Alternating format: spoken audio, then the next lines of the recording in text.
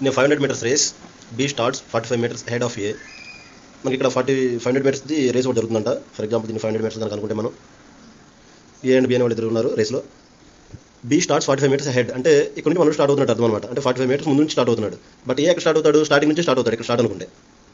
అయితే A wins the race, but A wins the race while B is still 35 metres head. అంటే behind ఉన్నాడు, ఇంకా 35 metres వెనకే ఉన్నాడు. అంటే ఇక్కడ ఫర్ ఎగ్జాంపుల్ ఇక్కడ బి ఉన్నాడు అనుకుందాం, ఇది 35 అనుకుందాం, ఇది 35 అనుకుంటే బి 35 దగ్గర ఉండగానే ఏ అనే అతను రేస్ కంప్లీట్ చేశాడంట.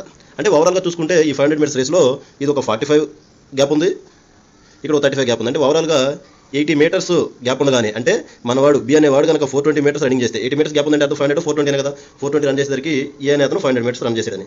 వీళ్ళ యొక్క స్పీడ్ యొక్క రేషియో కనుక చూసినట్టయితే ఈ 0 కట్ అవుతుంది. 2 టేబుల్ 25 టైమ్స్, 2 టేబుల్ 21 టైమ్స్, 25:21 అనేది వాళ్ళ యొక్క స్పీడ్ రేషియో. మన క్వశ్చన్ అడిగింది కూడా అదే.